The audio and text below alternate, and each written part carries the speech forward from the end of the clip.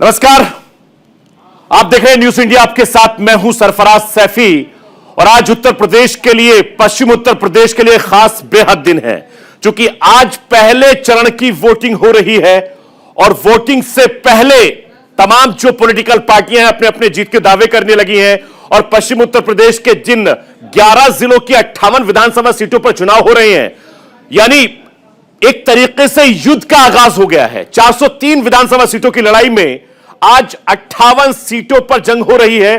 11 जिलों में 623 उम्मीदवारों की किस्मत का फैसला आज शाम ईवीएम में कैद हो जाएगा और पिछले 4.5 घंटों से वोटिंग हो रही है। उत्तर प्रदेश में जमकर मतदान हो रहा है। पश्चिम उत्तर प्रदेश के अलग अलग जिलों में करीब 18% से लेकर 22% तक मतदान हो चुके हैं। मेरठ की बात करूं, गाजियाबाद की बात करूं, बुलंदशहर की बात करूं, कैराना की बात करूं, इन 11 जिलों में मतदान लगातार जारी है। और पिछले चुनाव की बात करें तो बीजेपी ने 58 में से 53 सीटों पर कब्जा किया था, लेकिन इस बार परिस्थितियां बदल रही हैं। ये तस्वीरें आप देखिए, ये 11 जिलों की 58 विधानसभा सीटें हैं। शामली, मुजफ्फरनगर, बागपत, मेरठ, हापुड़, गाजियाबाद, गौतम बुद्ध नगर, बुलंदशहर, मथुरा, आगरा, अलीगढ़, इन तमाम 11 जिलों में लगातार वोटिंग हो रही है और वोटिंग भी 18% से लेकर 22% तक अभी तक वोटिंग हो चुकी है। और सबसे बड़ी बात यह है कि इन तमाम जिलों में, शामली में आपने देखा कि तमाम पॉलिटिकल पार्टियों ने जोर लगाए। देश के होम मिनिस्टर अमित शाह खुद ग्राउंड पर जाकर घर घर पर्चे बांटे। वहां की तस्वीर क्या होगी यह भी हम आपको शाम तक बताएंगे। मुजफ्फरनगर आपको याद है जाटलैंड का गढ़ है, यानी शामली, मुजफ्फरनगर, बागपत, ये तमाम जो जिले हैं ये जाटलैंड के नाम से मशहूर हैं और इन जिलों में जाट और किसान समुदाय बड़ी तादाद में बहुत महत्वपूर्ण भूमिका निभाता है। ये तमाम जो जिले हैं, यहां से तमाम मेरे सहयोगी ग्राउंड जीरो पर इस वक्त बने हुए हैं, उनसे भी मैं बातचीत करूंगा। ये तमाम सहयोगी मेरे जुड़ गए। देखिए, शामली से, मुजफ्फरनगर से, बागपत से, मेरठ से, कैराना से, गाजियाबाद से, अलीगढ़, आगरा, मथुरा, बुलंदशहर और गौतम बुद्ध नगर, तमाम सहयोगी इस समय मेरे साथ जुड़े हुए हैं। सबसे पहले मैं मेरठ का रुख करूंगा। कमल भार्गव इस समय मेरठ से जुड़े हुए हैं। कमल, मेरठ की 5 की 6 विधानसभा सीटों पर जिस तरह से वोटिंग चल रही है, क्या कह रहे हैं मतदाता और किधर रुझान दिख रहा है? सरफराज, सबसे पहले मैं अपडेट देना चाहूंगा कि 11 बजे का जो पोलिंग परसेंटेज आया है वो अब 17% हो गया है। 9 बजे यही प्रतिशत सिर्फ 9% था, तो ये देखा जा रहा है कि पोलिंग परसेंटेज बढ़ रहा है। और सबसे बड़ी राहत वाली बात यह है कि मौसम ने भी एक करवट ली है, धूप निकल आई है, चिलचिलाती हुई धूप है और एकदम से आप मेरे पीछे देख सकते हैं कि वोटरों की लाइन लग गई है। तो कहा जा सकता है कि अगला जो 2 घंटे हैं उसमें निश्चित तौर पर पोलिंग परसेंटेज बढ़ती नजर आएगी। जहां तक 7 सीट की बात है तो देखने को मिल रहा है, चाहे वो शहरी इलाका हो या वो ग्रामीण इलाका हो, दोनों ही जगह पोलिंग परसेंटेज लगभग बराबर ही चल रही है। उतार चढ़ाव 1-8% का ही है, लेकिन राहत बड़ी बात जो मैं कह रहा हूं, धूप निकल आई है और कहीं ना कहीं अगले कुछ घंटे जो वो अहम है।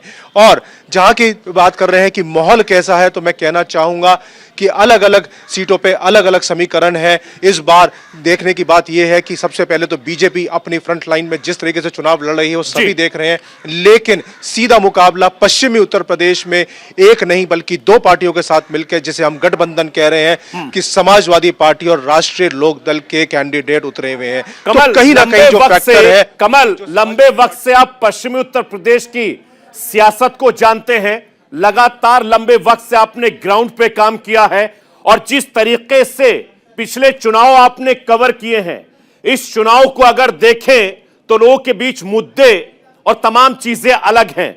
लोगों से आपकी बात होती है तो क्या कुछ कह रहे हैं वोटर? यही हमारे 2-3 मुद्दे होंगे जिनसे हम दोबारा से इतिहास रचेंगे। विकास, कानून व्यवस्था की आप बात कर रहे हैं, तो आखिर ये शब्द क्यों आ रहे हैं कि गर्मी निकाल देंगे या फिर शिमला बना देंगे?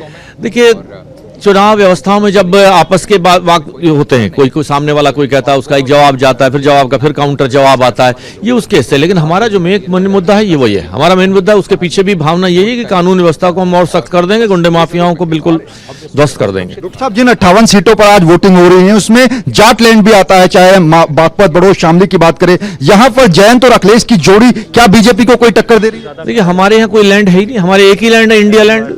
कोई जाट लैंड, मुस्लिम लैंड, ब्राह्मण लैंड, हमारी कोई लैंड है ही नहीं। भारतीय जनता पार्टी इसमें विश्वास ही नहीं करती। जाट हमारे समर्थक रहे, 80% लोगों ने जाट होते हुए मुझे खुद को वोट दिया, मुझे वोट दिया, मैं खुद गवाह हूं इस बात का। लेकिन पश्चिमी यूपी में आपको लगता है कि किसान आंदोलन क्या कोई इफेक्ट इस बार चुनाव पे पड़ पाएगा? देखिए, किसान आंदोलन के परिणति खत्म हो गई जब से 1.5 महीने पहले लगभग प्रधानमंत्री जी ने कहा, मैं परिवार का मुखिया होते अगर अपनी बात नहीं समझा पाया हूं तो मैं उस सब उनको वापस लेता हूं। तो वो विषय ही समाप्त हो गया। अब वो विषय कहीं है ही नहीं, चर्चा में ही नहीं है कहीं, लोग भूल चुके हैं उसको। तो विश्वास कीजिए, पिछले बार से हम बेहतर स्थिति रहेंगे। मैं न्यूज इंडिया चैनल के माध्यम से आपको कहना चाहता हूं और एक अपील करना चाहता हूं कि इस उत्सव के इस पर्व में आप लोग भागी बने। कोरोना की ये लहर घातक नहीं है, कोरोना से डरे नहीं, मास्क का उपयोग अवश्य करें लेकिन डरे नहीं, और इस उत्सव में आप अपने मन पसंद का प्रत्याशी चुने। आखिरी सवाल, पिछले 2 दिनों में जो हिजाब का मुद्दा कर्नाटक से उठकर अब यूपी भी पहुंच गया, आपको लगता है कि इसकी यूपी की जो वोटिंग हो रही है उसमें कहीं कोई जगह हिजाब की? देखिए, भारतीय जनता पार्टी इन चीजों में विश्वास नहीं करती। क्या हमने आपने स्कूलों में ड्रेस नहीं पहनी है क्या? कोई कल को कहेगा मैं हिजाब पहन के आऊंगा, अगर मैं डॉक्टर हूं सफेद कोट ना पहनकर, कल को आप कहेंगे मैं काला कोट पहनकर डॉक्टरी में आऊंगा। तो एक ड्रेस कोड बना है, उसको हम सभी को सम्मान करना चाहिए। तो बिल्कुल, ये थे डॉक्टर महेश शर्मा जो कि गौतम बुद्ध नगर के बीजेपी के सांसद हैं। इन्होंने साफ तौर पर कहा कि कानून व्यवस्था और विकास, इन 2 मुद्दों पर जो है इस बार बीजेपी यूपी के अंदर चुनावी मैदान में उतरी है। महेश शर्मा को आप सुन रहे थे, नोएडा से, गौतम बुद्ध नगर से सांसद हैं और लगातार खुलकर बोले हैं। उन्होंने कहा कि उत्तर प्रदेश में सरकार बन रही है। हालांकि तमाम जो सरकार के नुमाइंदे हैं वो बार बार दावा कर रहे हैं कि वो सरकार में वापसी करेंगे और विपक्ष भी लगातार बात कर रहा है। लेकिन सबसे पहले 11 बजे तक 18% मतदान हो चुका है। मेरठ में सुबह 11 बजे तक 17% मतदान हो चुका है और बुलंदशहर में 11 बजे तक 21% से ज्यादा मतदान हो चुका है। इसके अलावा आगरा की अगर मैं बात करूं तो वहां पर 20% से ज्यादा मतदान हो चुका है। सबसे ज्यादा मतदान इस वक्त हापुड़ में हुआ है, 22% से ज्यादा मतदान हो चुका है। और नोएडा की अगर मैं बात करूं तो नोएडा में तकरीबन 11 बजे तक 15% मतदान हुआ है। सबसे ज्यादा हापुड़ में मतदान हुआ है, 22% से ज्यादा मतदान हुआ है। नोएडा में सबसे कम अभी मतदान चल रहा है, चूंकि शहरी इलाका है, लोग थोड़े थोड़े देर से घर से बाहर निकलेंगे, उसके बाद जाकर वोट करेंगे। यानी उत्तर प्रदेश में 11 बजे तक 18% मतदान हुआ है। यह मैं आपको आंकड़ा दिखा रहा हूं। उत्तर प्रदेश के अलग अलग जिलों की जो तस्वीरें हैं वो मैं आपको दिखा रहा हूं, वो मैं आपको बता रहा हूं। इन तमाम जिलों में जो वोटिंग हो रही है वहां की तस्वीर आप सबसे पहले देखिए। आगरा में 20% मतदान हुआ है। तमाम सहयोगी इस वक्त मेरे साथ बने हुए हैं। आप तमाम सहयोगी उत्तर प्रदेश के अलग अलग जिलों से, अलग अलग शहरों से इस समय बने हुए हैं। मेरे साथ कैराना से मेरे सहयोगी इस समय जुड़े, उनके पास रुख करेंगे। कैराना की क्या तस्वीर है? बिल्कुल, देखिए, कैराना की अगर मैं बात करूं तो कैराना में सुबह 7 बजे से जिन जिन पोलिंग बूथों से होकर के मैं गुजरा हूं और जहां से हमने रिपोर्ट किया है, चाहे वो ग्रामीण हिस्सों की बात करें या फिर शहरी हिस्सों की बात करें, महिला मतदाताओं में इस बार जो उत्साह है वो देखने को मिल रहा है। और एक तस्वीर मैं दिखा दूं आपको, ये इस वक्त जिस मैं पोलिंग बूथ पे खड़ा हूं, ये पिंक पोलिंग बूथ है। और इस तरीके के पोलिंग बूथ इस बार उत्तर प्रदेश में जगह जगह पर इसलिए बनाए गए हैं ताकि महिलाओं को सहूलियत रहे। किसी के साथ कोई छोटा बच्चा है तो उसको यहाँ पे सहेजने के लिए, संभालने के लिए स्टाफ हैं। कोविड गाइडलाइंस का पालन किया जा रहा है। यहाँ के उप जिलाधिकारी खुद थोड़ी देर पहले आई थी, उन्होंने बातचीत हमसे किया, उन्होंने बताया सभी व्यवस्थाएं दी जा रही हैं ताकि वोटिंग प्रतिशत जो है वो ठीक ठाक रहे। कैराना के अंदर अक्सर देखा जाता है पश्चिमी उत्तर प्रदेश का क्या मुद्दे हैं, किन मुद्दों पर इन्होंने वोट किया है? बात करता हूं कि क्या मुद्दे हैं, आप लोगों से जानना चाहूंगा। आप एक युवा मतदाता हैं, और मुझे लगता है कि बहुत सारे मुद्दे होते हैं, खास करके विकास का, रोजगार का, बहुत सारे मुद्दे होते हैं। इस बार किस मुद्दों के आधार पे आप लोग वोटिंग कर रहे हैं? सर विकास के मुद्दे पे हम लोग वोटिंग कर रहे हैं कि हमारा विकास हो जाएगा, इसलिए हम लोग वोटिंग कर रहे हैं। और यहाँ पे हमें बहुत अच्छी सुविधाएं मिल रही हैं, पुलिस प्रशासन की तरफ से भी अच्छी सुविधाएं मिल रही हैं, और जो इलेक्शन कमीशन बैठा हुआ है यहाँ पे वो भी हमारे से बहुत अच्छे बिहेव कर रहे हैं। इसलिए इस बार इतनी खुशी हो रही है मतदान करके बहुत ज़्यादा, और हम लोग अपने घर से लेडीज़ों को भेज रहे हैं। पिछली बार इतना मतदान नहीं होता था क्योंकि यहाँ पे अच्छा बिहेव नहीं। इस बार काफी सहूलियत, सुविधाएं, बदलाव हैं। आपसे जानना चाहूंगा, अगर मुद्दों की बात करें, कैराना का नाम आता है तो पलायन, आपराधिक छवि, तमाम तरीके की बातें आती हैं और चुनाव में अलग अलग बातें गई। आप लोगों ने क्या मुद्दा चुना है, किस मुद्दे के आधार पर वोटिंग कर रहे हैं? सर देखो, पलायन का तो कोई मुद्दा ही नहीं है सर। दूसरी बात यह है, हमें चाहिए जनता को क्या चाहता है ना। हमारा काम है बाहर, हम बाहर काम करते हैं, कुरैशी बिरादरी से हैं, ठीक है। पलायन वाले अगर हम बात करें तो हम भी पलायन कर रहे हैं, इसका मतलब ऐसा नहीं है सर। हमें यहाँ चैन सुकून चाहिए, कोई गुंडागर्दी नहीं चाहिए। हम काम के आधार पर, हम आप बोल रहे हैं नाम नहीं लेंगे सर। हमने जहाँ वोट दिया है, अच्छे आदमी को वोट दिया है। मन की बात मन में रखिए, आपने भी वोटिंग कर दिया होगा, क्या लगता है इस बार? देखिए, ये अपना जिन्होंने मताधिकार का प्रयोग किया है लगातार वो दिखा भी रहे हैं। क्या मुद्दे थे इस बार जब आप पोलिंग बूथ तक गए? जी, हमारा तो विकास का मुद्दा है। हमें मेडिकल चाहिए, स्कूल कॉलेज चाहिए, इस तरह की सुविधा चाहिए। उसी के आधार पे हमने वोट। स्कूल कॉलेज चाहिए, पढ़ाई की बहुत सबसे बुनियादी चीज है शिक्षा व्यवस्था। आपका मुद्दा क्या रहा? जी, हमारा मुद्दा ये है कि ना बच्चे जो है बहुत ही पढ़े लिखे भी नहीं है। हम ये चाहते कोई ना कोई ऐसा स्कूल आ जाए जो फ्री सेवा कर ले, जो ये बच्चे पढ़ सके। और दूसरा ये बात है जी, हमारे किराने में रोजगार नहीं है। जो भी कोई सरकार आती है, हम उस सरकार से आग्रह करते हैं कि वो हमारे किराने को एक विकास की ओर लेके चले। खास तौर से किराने के लिए करते हैं, क्योंकि किरानों को आदमी मुद्दा भी बना रखा है, तो कम से कम जब इससे फायदा उठा रहे हैं। बन रखा है? जी जी जी, बिल्कुल बना रखा है। तो हम ये चाहें जब इससे मुद्दा बना रखे तो इसको फायदा भी करे। बिल्कुल। सरफराज जी, आपने सुना कि जो मतदाता हैं, जिनसे भी मेरी बातचीत हुई, युवा मतदाता हैं और इसमें फर्स्ट टाइम वोटर्स भी बहुत सारे हैं। तो इस बार जो सहूलियतें हैं वो चुनाव आयोग ने जब प्रेस कॉन्फ्रेंस किया था तभी कर दिया। जो फर्स्ट टाइम वोटर है जरा उनसे बात करिए, जो पहली बार वोट करने के लिए इस वक्त जो घर से निकले हैं, उनके जहन में क्या तस्वीरें हैं, जरा उनसे बात करिए कि पहली बार वोटिंग करने का एहसास क्या है, और दूसरा कि वो अपने कैंडिडेट को किस तरह से चाहते हैं। बिल्कुल, निश्चित तौर पर तमाम लोग हैं, उनसे बातचीत करता हूं। अगर बात करें फर्स्ट टाइम वोटर से, एक मन में उत्साह होता है जब आप पहली बार मतदान करने आते हैं, तो किस तरीके का उत्साह बना हुआ है? खास करके आपके दोस्त, तमाम युवा पहुंच रहे होंगे, क्या उत्साह है मन में? सर यही उत्साह है कि किसी को अच्छी पार्टी को वोट करें ताकि हमारा विकास हो जाए, हमारे यहाँ की जो भी परेशानी है वो खत्म हो जाए। एक आपने बात बोली है कि यहाँ पे पलायन होता है। सर पलायन जैसा यहाँ पे कोई मुद्दा नहीं है। यहाँ पे जितना हिंदू भाइयों ने पलायन किया है उससे ज़्यादा मुसलमान भाइयों ने पलायन किया है, क्योंकि यहाँ पे जब हमारे पास कोई कारोबार नहीं तो हम काम करने के लिए बाहर जाते हैं। यहाँ पे सिर्फ इस चीज़ को पलायन बोलते हैं, पलायन जैसा कोई मुद्दा। आपने भी वोट कर दिया? जी, हमारा वोट नहीं आया जी। अच्छा, आपका वोट नहीं है, आपने वोट किया? जी क्या? ये फर्स्ट टाइम वोटर से थोड़ा सामने आइए। किन मुद्दों के आधार पर इस बार वोटिंग की है? जहन में क्या मुद्दे थे? इन्होंने कहा कि स्कूल खुल जाना चाहिए, कॉलेज खुल जाना चाहिए, फैक्ट्रियां आनी चाहिए। आपके जहन में क्या था? मुद्दा हमारा तो कारोबार नहीं है जी।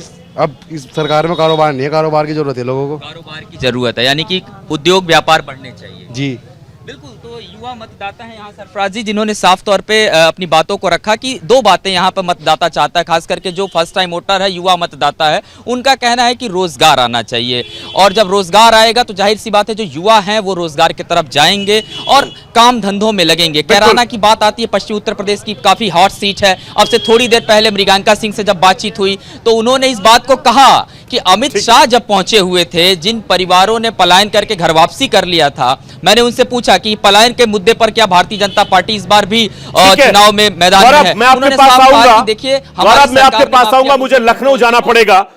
विवेक तिवारी मेरे सहयोगी इस वक्त लखनऊ से मेरे साथ जुड़ चुके हैं। विवेक, जरा बताइए कि उत्तर प्रदेश के जो 11 जिलों की 58 विधानसभा सीटों पर वोटिंग हो रही है, आप निर्वाचन कार्यालय के दफ्तर में मौजूद हैं। 15% से लेकर 22% तक मतदान हो चुका है। दफ्तर से क्या कुछ जानकारी मिल रही है आपको? देखिए 11 बजे तक का फिगर आ गया है सरफराज, और 20.03% ये 11 बजे तक जो मतदान हुआ है 58 सीटों पर 11 जिलों की, वो उसका ये फिगर है। पहले 2 घंटे में यानी 7 से 9 के बीच में सिर्फ 8% वोटिंग हुई थी, और 9 से 11 के बीच में ये वोटिंग प्रतिशत 20 से थोड़ा आगे निकल गया है। सबसे ज्यादा पोलिंग अलीगढ़ में हुई है जो सबसे ज्यादा शामली में हुई है 21.83% है, और सबसे कम पोलिंग अब तक अलीगढ़ में हुई है 17.8 के आसपास। बाकी सारे जिलों में जो 9 जिले हैं 18 से लेकर 21% के बीच में पोलिंग हुई है।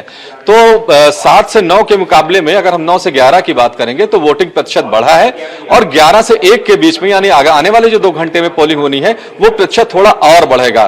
तो ये माना जा रहा है कि अभी तक का ट्रेंड को अगर हम देखें तो 55 से 60% के आसपास उत्तर प्रदेश के पहले चरण में पोलिंग होने का अनुमान है। अगर फिगर कुछ बढ़ता है तो यह अप्रत्याशित होगा, लेकिन जो ट्रेंड बता रहे हैं वो 55 से 60% के आसपास होना है, ऐसा लग रहा है। और यही उत्तर प्रदेश में औसत पोलिंग का जो ट्रेंड रहा है बीते कुछ चुनावों में वो ऐसा ही रहा है।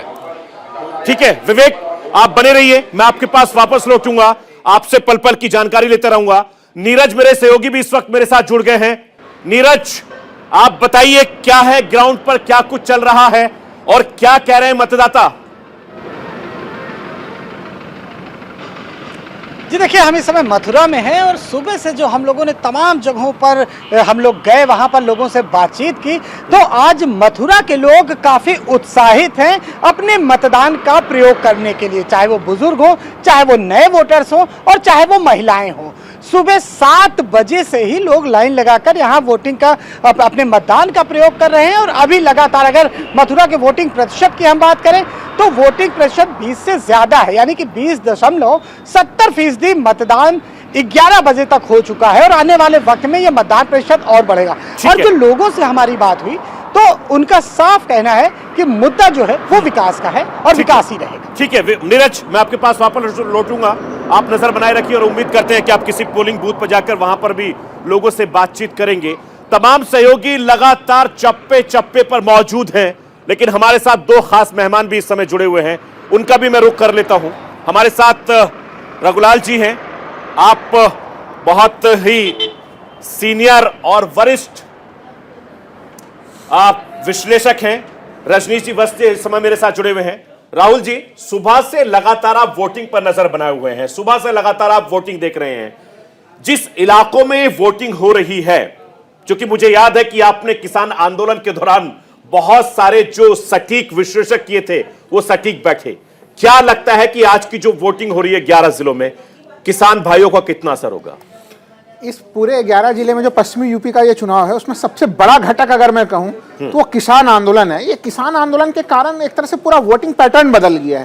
देखिए 2013 के दंगों के बाद जो स्थितियां बनी उसके कारण से 2014, 2017, 2019 एक अलग पैटर्न से जो है कि सफी साहब ये चुनाव हो रहे थे, लेकिन सीधे सीधे 2022 में वो पैटर्न ही चेंज हो गया है। यानी कि जो हिंदू मुस्लिम का जो बीच में जो खाई की स्थिति बनी हुई थी वो खाई खत्म हुई है। हम लोगों ने देखा कि किसान आंदोलन में किस तरह से अल्लाह अकबर अल्लाह और जय श्री राम के नारे लग रहे थे, तो वो स्थितियां अभी भी बनी हुई है। और इस कारण से जाट और मुस्लिम और तमाम जो लोग हैं वो अब वो अलग अलग समूह के रूप में नहीं है, बल्कि वो किसान के रूप में, वो अपनी आइडेंटिटी आज किसान के रूप में देखते हैं। देखिए, अगर माननीय प्रधानमंत्री जी इन 3 कृषि कानूनों को अगर पहले ही वापस ले लेते तो ये इतना बड़ा नुकसान उनको सहना नहीं पड़ता, लेकिन हम लोग देख रहे हैं कि उन्होंने काफी विलंब कर दिया। 26 नवंबर से आंदोलन शुरू हुआ था और कहां आके वो अगले साल जो है कि 19 नवंबर को जो है कि वो घोषणा करते हैं कि हम 3 कृषि कानूनों को वापस ले रहे हैं। तो इसका प्रभाव काफी ज्यादा है और एक तरह से पश्चिमी यूपी मुझे इतिहास बनाते हुए नजर आ रहा है कि पश्चिमी यूपी जहां 14, 17, 19 में बीजेपी का एकदम बिल्कुल बम्पर वो क्षेत्र बना हुआ रहा, उसके पहले वो बहुजन समाज पार्टी का क्षेत्र बना हुआ था, इस बार वो कहीं न कहीं समाजवादी पार्टी और आरएलडी का क्षेत्र बना हुआ नजर आ रहा है। देखिए, आरएलडी जो कि सुसुप्त अवस्था में पहुंच गया था शफी साहब, उसको पुनर्जीवन मिला इस पूरे मामले से, और विपक्ष ने बड़ी शानदार ढंग से अपनी रणनीति चली है। उनके तरफ से कोई गड़बड़ी नहीं हुई, वो लगातार जन सरोकार के मुद्दों को उठा रहे हैं। क्योंकि हम लोगों को यह समझना पड़ेगा कि जिसमें हम लोग ये चुनाव चल रहे हैं उसमें महंगाई 20 वर्षों का रिकॉर्ड तोड़ रही है और एक तरह से बेरोजगारी का प्रभाव काफी ज्यादा है। तो महंगाई और उसके समय बेरोजगारी, लोगों के पॉकेट में पैसे नहीं, ये मुद्दे हैं। यही कारण है कि हिजाब का मुद्दा आप कर्नाटक में उठाते हैं, ध्रुवीकरण करने का प्रयास करते हैं, वो मुद्दा फेल होता है। तो तमाम जो पोलराइजेशन के प्रयास होते हैं वो फेल होते हैं और लोग अपने मुख्य जो जेन्युइन मुद्दे हैं उनके खेती किसानी से संबंधित मुद्दे उसको लेके काम कर रहे हैं। यहाँ पे देखिए, ये क्षेत्र शफी साहब ये गन्ना बेल्ट भी है और गन्ना बेल्ट में जो आप देखिए कि भारतीय जनता पार्टी का जो घोषणा पत्र है 2017 का संकल्प पत्र देख लीजिए या 2022 का संकल्प पत्र देखिए, ये दोनों संकल्प पत्र में एक कॉमन हम लोग को लाइन दिख रहा है। वो लगातार कह रहे हैं कि भाई 14 दिनों में गन्ना का भुगतान होगा। अब तो कम से कम ये लाइन उनके जो है कि यथार्थ में चरितार्थ हो जाना चाहिए था। गन्ना का भुगतान देखिए, बीजेपी क्या दावा कर रही है कि हमने गन्ना के भुगतान में काफी वृद्धि कर दी, लेकिन अभी भी उस लाइन पे कि 14 दिन तक अगर नहीं गन्ना का भुगतान होगा तो आप ब्याज समेत भुगतान करेंगे, क्या इस पे क्रियान्वित स्थिति हुई? चलिए इस पे भी हम बात करेंगे। राहुल जी, रजनीश वस्त जी, क्या लगता है आपने जिस तरीके से, चूंकि मुझे पता है कि आप एक पॉलिटिकल पार्टी को सपोर्ट भी करते हैं, जाहिर बात है कि आप उसी पर बोलेंगे, क्या लगता है कि जो जाट भाई हैं, पहले चरण की जो वोटिंग हो रही है, इसमें कितना फायदा आपको होगा? देखिए, खास करके पश्चिमी यूपी जो है जाट लैंड माना जाता है और जाट एक बहुत बड़ा फैक्टर रहा है। और इसके पहले हमने देखा है 2017 में प्रचंड बहुमत 136 में से 109 सीट जो मिली थी, वो जाट फैक्टर एक बहुत बड़ा रहा था, क्योंकि जाट ने जो दंश झेला था 2013 का जो मुजफ्फरनगर दंगा है, वो उसने सपा को पूरी तरह से देखिए तो आप देखिए वोट प्रतिशत काफी नीचे चला गया था। और खास करके पश्चिमी यूपी जो है, इसके पहले सपा के पहले बसपा को काफी सपोर्ट कर दी, ये बात सच है। लेकिन आज के परिदृश्य में देखा जाए तो दो तरह के मुद्दे हैं, एक है व्यक्तिवाद और एक है परिवार, एक व्यक्तिवाद, परिवारवाद, वंशवाद। दूसरे तरफ जो बीजेपी का जो मुद्दा है, सिर्फ और सिर्फ विकास के ऊपर है। और आपने देखा कि खास करके गौतम बुद्ध नगर की बात करें, चाहे जेवर की बात करें, चाहे मेरठ की बात करें, चाहे आप शामली की, कहीं पे भी आप जाएं, अभी देखिए गाजियाबाद से मेरठ यदि जाना होता था तो हमें सोचना पड़ता था, क्योंकि मोदी नगर में इतना ज्यादा ट्रैफिक लगा रहता था, इतना ज्यादा जाम लगा रहता था कि 2 से 3 घंटे लग जाते थे। आज आप आधे से घंटे से 45 मिनट में आप मेरठ पहुंच जाते हैं। इसका कारण क्या है कि गाजियाबाद मेरठ परियोजना जो है, मेट्रो, आप देखिए कि बहुत तेजी से 12 शहरों से ज्यादा में काम हो रहा है। इसके बाद आप जेवर एयरपोर्ट देखिए, एशिया का सबसे बड़ा एयरपोर्ट, वो जो है इंफ्रास्ट्रक्चर डेवलपमेंट जो है, ये जो मुद्दे हैं पश्चिम उत्तर प्रदेश में असर करेंगे, किसान भाइयों पर असर करेंगे, क्योंकि उनका मुद्दा तो तीनों कृषि कानून था। 1 साल से ज्यादा उन्होंने प्रोटेस्ट किया। उनका मुद्दा एमएसपी है, उनका मुद्दा गन्ना है, किसानों को जो पैसे नहीं मिल रहे वो मुद्दा है। देखिए सरफराज जी, मैं इसके ऊपर आ रहा हूं। आपने कहा किसान की बात करी, आप बताइए कि किसान चिल्लाते रहते थे नोएडा के आसपास, जो गौतम बुद्ध नगर, जेवर के जितने किसान भाई हैं, वो मुआवजे के लिए, आज उचित मुआवजा समय के ऊपर मिला है कि नहीं मिला है? फिर हम बात करते हैं गन्ना किसान, क्योंकि देखिए खास करके पश्चिमी यूपी जो है गन्ना बेल्ट माना जाता है, और गन्ना बेल्ट में किस तरह के कैसे भुगतान किए जाते थे सपा और बसपा की सरकार में, हम सब ने देखा है। सपा सरकार में किसानें रोते रह जाती थी, आत्महत्या के लिए मजबूर हो जाती थी, लेकिन उनका भुगतान नहीं होता था। आज आप उचित भुगतान हो रहा है। आप देखिए सपा और बसपा जितने भुगतान दोनों मिलकर नहीं कर पाए, उतने बीजेपी ने किया है। ठीक है, एक लाइन में कहूंगा कि देखिए गन्ना भुगतान को लेकर अगर सरकार की स्थिति इतनी अच्छी होती तो सुरेश राणा खुद अपने थाना भवन में फंसे हुए नहीं होते, वो अपने क्षेत्र के लोगों। ठीक है, आप दोनों मेरे साथ बने रहिएगा, मैं वापस आपके पास आऊंगा, बातचीत करूंगा। उत्तर प्रदेश के जो पहले चरण की 11 विधानसभा सीटों पर वोटिंग हो रही है, उससे जुड़ी हर तस्वीर, हर खबर सबसे पहले न्यूज इंडिया पे हम दिखा रहे हैं। 11 बजे तक अपडेट आ गया है। 22% से ज्यादा मतदान हापुड़ में हुआ है, आगरा में 20% से ज्यादा मतदान हुआ है, अलीगढ़ में 17% से ज्यादा मतदान हुआ है, बागपत में 22% से ज्यादा मतदान हुआ है, नोएडा में भी ये जो रफ्तार थी धीमी थी वो बहुत तेजी से 22% पहुंच गई है। शामली में सबसे ज्यादा मतदान हुआ है, लगभग 23% के आसपास तक पहुंच गया है। मुजफ्फरनगर में 22% तक मतदान हो चुका है और मेरठ में 18%, मथुरा में 20%, गाजियाबाद की अगर मैं बात करूं तो गाजियाबाद में भी 18% मतदान हो चुका है। ये तस्वीरें मैं लगातार अपने दर्शकों को दिखा रहा हूं। ये तस्वीरें जो आपके सामने हैं, ये तस्वीरें देखिए, ये तमाम जगहों पर अलग अलग जिलों में जो वोटिंग हो रही है उसकी तस्वीरें आपके सामने है कि किन जिलों में कितने फीसदी मतदान हुआ है। इसके अलावा मैं अलग अलग तस्वीरों के जरिए आपको दिखाने की कोशिश करूंगा कि उत्तर प्रदेश के जो अलग अलग जिले हैं वहां पर किस तरीके से वोटिंग चल रही है, लंबी लंबी कतार लगी हुई है। ये तमाम मेरे सहयोगी इस समय 11 जिलों के अलग अलग जिलों की तस्वीरें मैं आपको दिखा रहा हूं। शामली, मुजफ्फरनगर, बागपत, मेरठ, हापुड़, गाजियाबाद, अलीगढ़, आगरा, मथुरा, बुलंदशहर, गौतम बुद्ध नगर, 11 जिलों की 58 विधानसभा सीटों पर लगातार वोटिंग हो रही है। और जैसे जैसे दोपहर बढ़ता जा रहा है, आंकड़ा भी, प्रतिशत भी लगातार बढ़ता जा रहा है। ये तस्वीरें आप देखिए 11 जिलों की 58 सीटों पर वोटिंग हो रही है। इन सभी जगहों पर मेरे सहयोगी चप्पे चप्पे पर मौजूद हैं। मैं अपने पीसीआर से कहूंगा कि वो भी तस्वीरें दिखाइए। ये तमाम मेरे सहयोगी इस समय उत्तर प्रदेश के हर जिलों में इस वक्त मौजूद है, जहां पे सारी तस्वीरें इस समय चल रही है। लेकिन उससे पहले उत्तर प्रदेश के मुख्यमंत्री योगी आदित्यनाथ क्या कुछ कह रहे हैं, मैं आपको वो सुनवा देता हूं। कमल चुनाव चिन्ह पर 14 फरवरी को भारी बहुमत से विजयी बनाने की अपील आप सबसे करते हुए मैं अपनी वाणी को यहीं पर विराम देता हूं। आप सब मेरे साथ बोलेंगे, भारत माता की, भारत माता की, भारत माता की, जय जय श्री राम, जय जय श्री राम।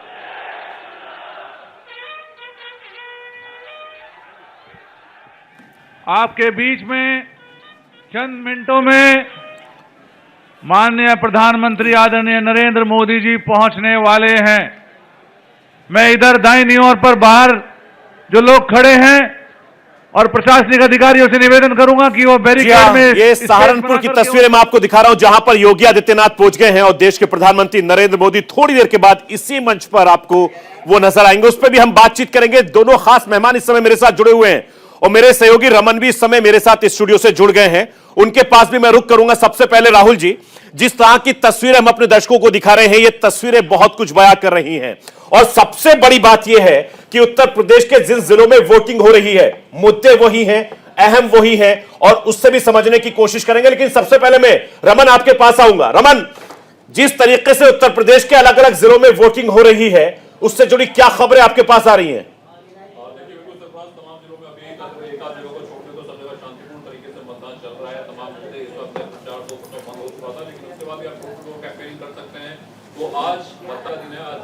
जी, सुबह से ही जो लोगों की बूथ पे कतार है वो काफी अच्छी तरीके से। ठीक है, बिल्कुल रमन, मैं आपके पास आऊंगा वापस। राहुल जी, जो बात हम पहले भी कर रहे थे कि जिन जिलों में वोटिंग हो रही है, वोटिंग के मुद्दे अलग हैं, आपने और हमने भी सुना, बस आप भी सुन रहे थे कि जो नए वोटर हैं उनके जहन में बहुत कुछ बदल गया है।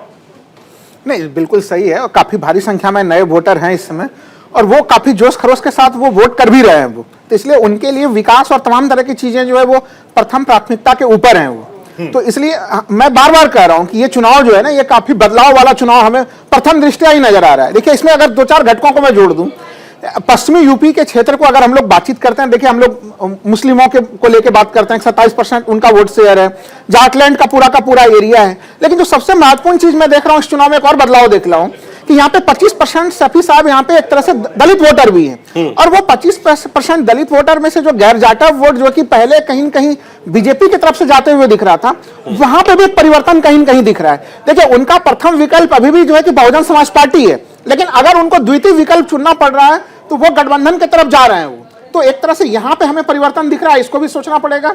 दूसरा चीज की देखिए, बीजेपी ने काफी भरपूर प्रयास किया कि भाई जाटों को किस तरह से तोड़ा जाए, मुस्लिमों को किस तरह से तोड़ा जाए, इनके वोट बैंक को। भारतीय जनता पार्टी के ऑफ द रिकॉर्ड अगर आप किसी नेता से आप बात कर लीजिए, मान लीजिए मैं मेरठ को ही ले लेता हूं, मेरठ में 7 विधानसभा सीट है, जिसमें से कि समाजवादी पार्टी 2017 में केवल 1 को जीत पाई थी, बाकी 6 जगहों पे जो है कि वो जीत गई थी, बीजेपी जीती थी 2017 में बड़े आराम से। लेकिन इस समय बीजेपी के जो नेता है, अगर ऑफ द रिकॉर्ड आप बात कीजिए, तो वो कह रहे हैं कि 3 सीट से ज्यादा हम लोग जीतने में सक्षम नहीं है इस समय।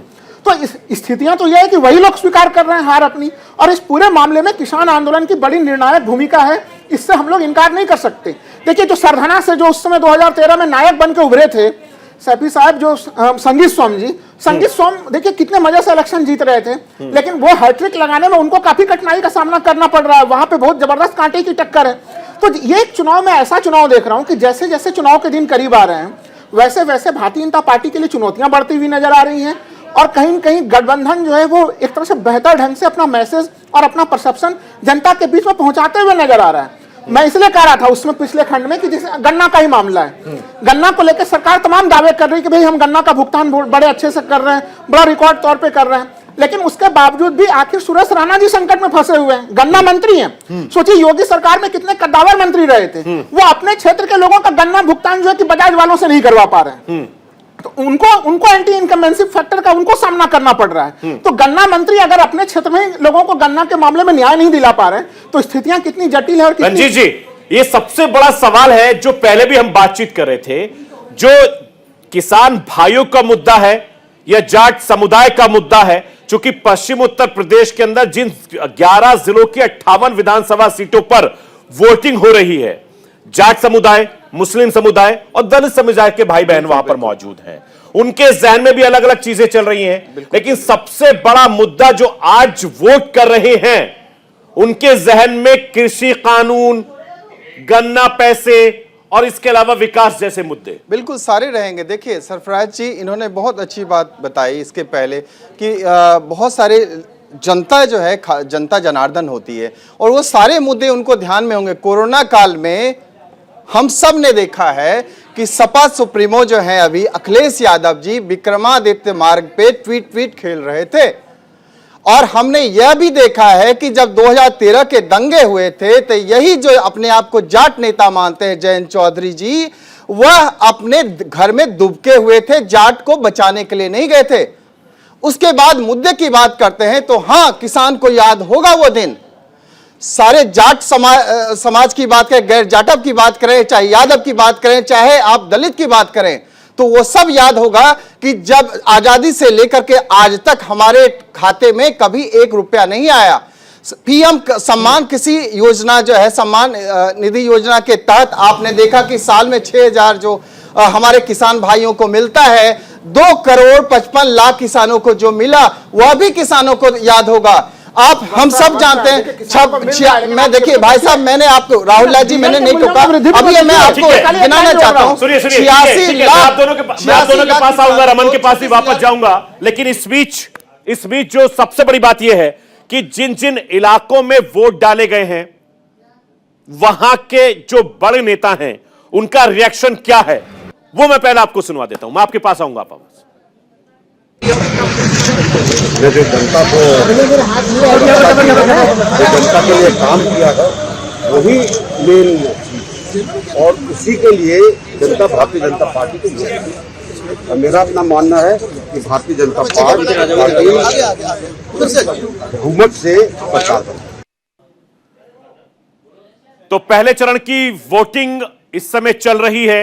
अलग अलग जिलों की तस्वीरें भी हमने आपको दिखाई हैं और अलग अलग जिलों से जो तमाम खास मेहमान थे उनकी भी तस्वीरें दिखाई है। जो उम्मीदवार थे उनकी भी, किसी के चेहरे पर खुशी है, किसी के चेहरे पर गम है, वो तस्वीरें भी हम आपको लगातार दिखा रहे हैं। और सबसे बड़ी बात यह है कि जिस तरीके से तमाम जो कैंडिडेट हैं उनके चेहरे भी उतरे नजर आ रहे हैं।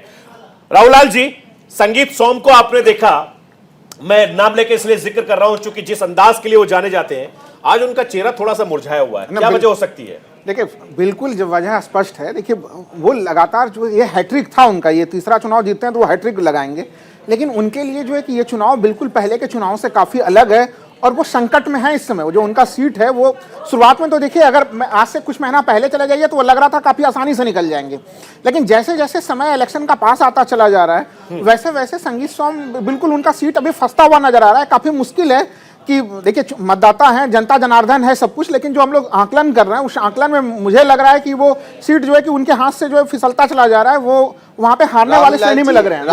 संगीत सोम और वो उनके चेहरे पे दिख भी रहा है। राहुल लाल जी, 10 मार्च को पता चलेगा किसके लिए मुश्किल है, किसके लिए आसान है। अभी कहना बिल्कुल उचित नहीं। मैंने तो कहा कि जनता जनार्दन तय करेगी, लेकिन नहीं, इसके पहले हम बहुत सारी ऐसी बातों को गिना रहे थे कि किसानों के लिए, जाट के लिए, यादव के लिए, कुर्मी के लिए, जितने सारे आप राजभर के लिए, आप दलितों के लिए। अरे विकास की बात करें, विकास 1 रुपया भी किसानों को मिला कभी? इसके पहले कभी सम्मान निधि मिला था उनको? आप बताइए, उनके खाते में कभी पैसे आते थे? उनके लिए शौचालय, महिलाएं देखिए खास करके संध्या तक इंतजार करती रहती थी कि संध्या हो उसके बाद हम शौच के लिए जाएं। ये स्थिति थी।